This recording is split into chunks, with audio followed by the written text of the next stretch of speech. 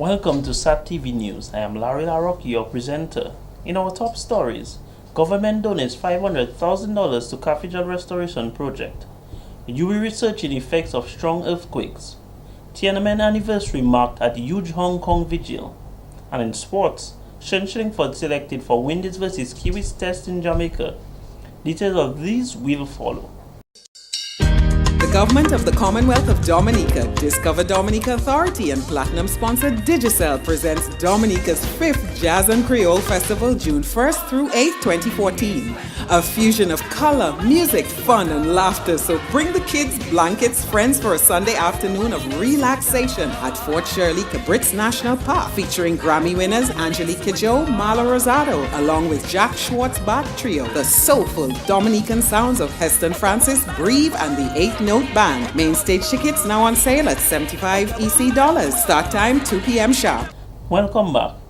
The Cathedral Restoration Project received a significant boost on Wednesday, June 4, 2014, as Prime Minister Honorable Roosevelt Skerrit donated EC $500,000 to the cause.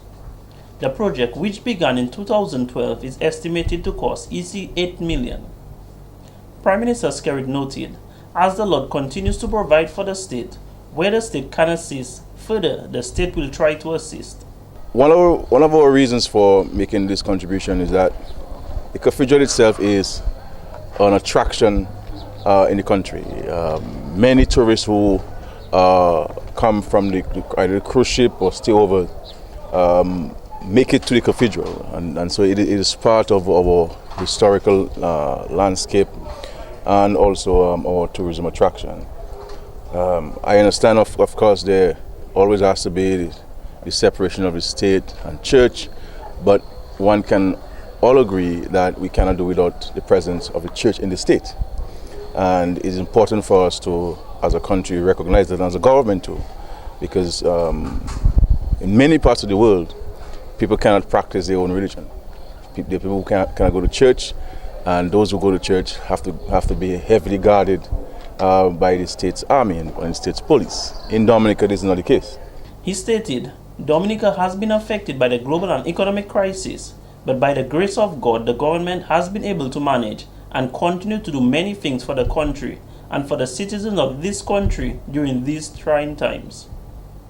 Bishop of Roseau, His Lordship Gabriel Maze, thanked the government for the cash donation towards the project. I want to assure you that it will not go without rewards, and you know the Heavenly Father sees what you do, and of course we are in the right place for that. We are in the sanctuary of the Lord, and I'm sure as He is looking down upon us, He will see to it that you are given in abundance in the future. So I want to express my sincere gratitude to the government for seeing it fit to help the church, because as you mentioned very clearly, that despite the separations on certain levels, but there is never a separation really, because the very same people who come to church are those who belong to the state, and we have our duty to take care of them. Bishop Maze added, the funds will assist the project significantly. He said close to $5 million has already been raised, leaving the balance to $3 million. Project engineer Wendell Lawrence stated that the renovation, which was scheduled to be completed in 3 years, may proceed for another 2 to 3 years depending on the inflow of funds.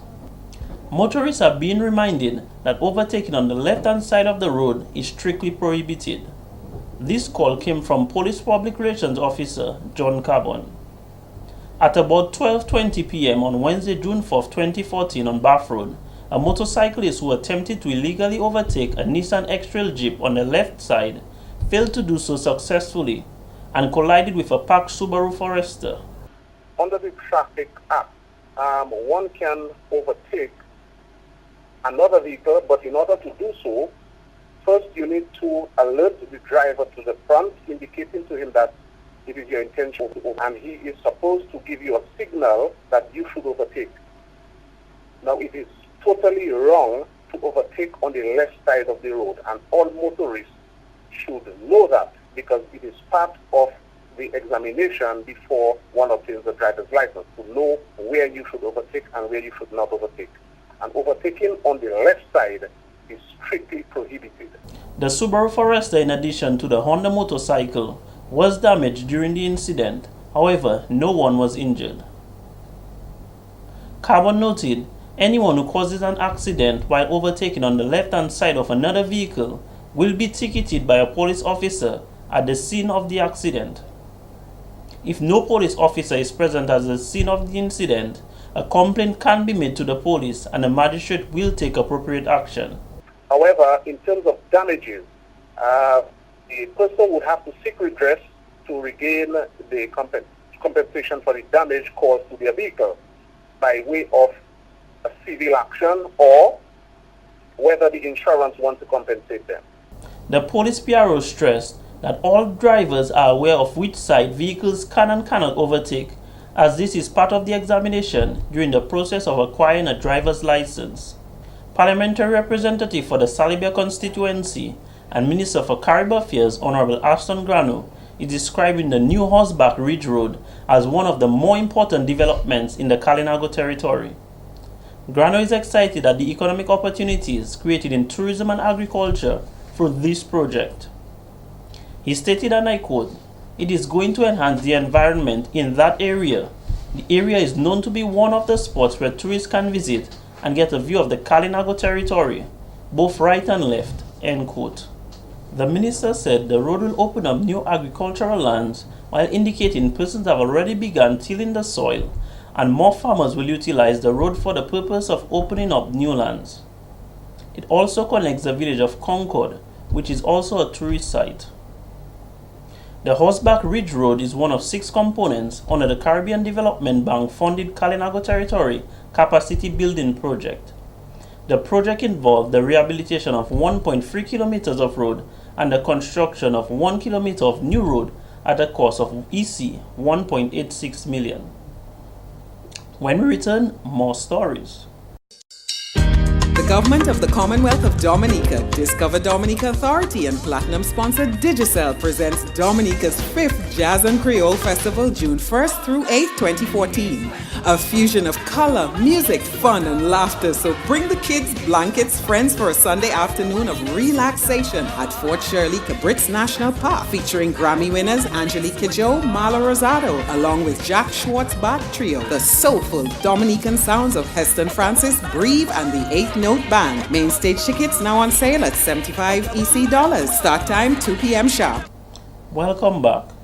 In celebration of Father's Day, the Roseau Improvement Committee, RIC Inc., in collaboration with the Lindo Park Improvement Committee, LPIC, will host 2 sporting events on June 14th and 15th.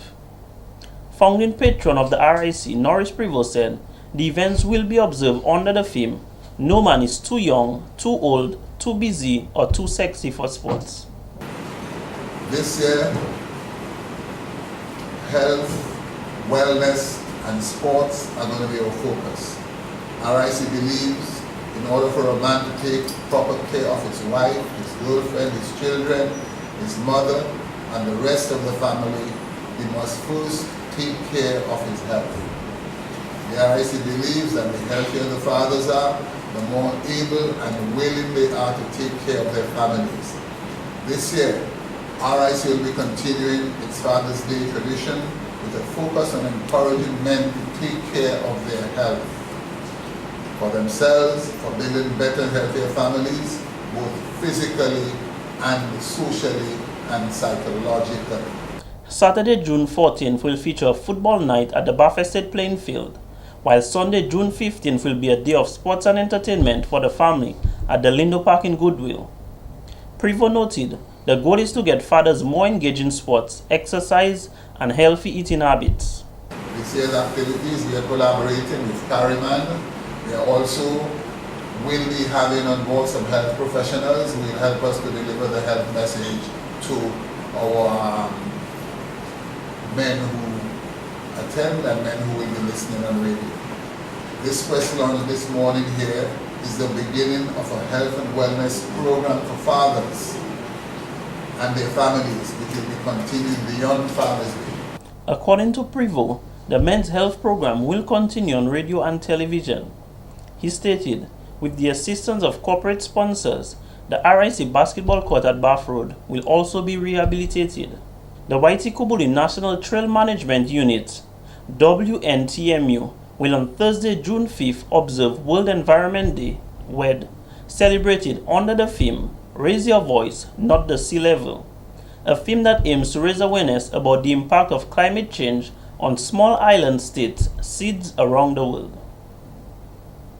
Island nations around the world are particularly vulnerable to climate change, natural disasters and rising seas.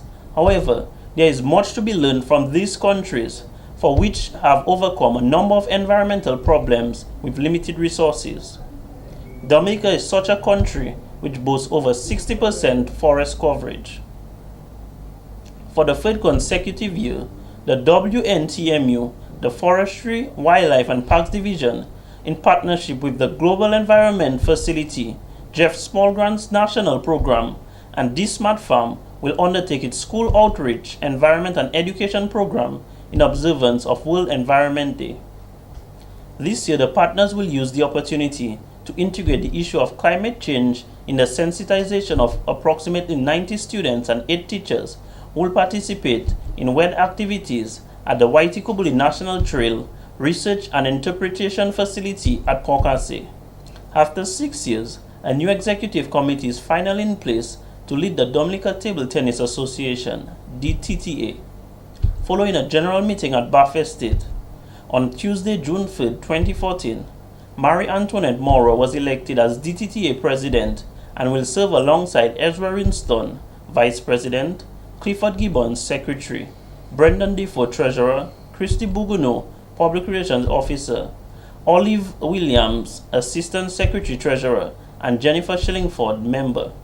In her closing remarks, Moro thanked the interim committee, of which she was interim president, for coming forward to steer the association towards elections. The new president also thanked Hayford Nafor, who worked tirelessly to put the steering committee together and who devoted his time and energy daily to the youngsters to ensure table tennis remained alive for the last 6 years. This has been the local segment of the news. Coming up next, regional highlights.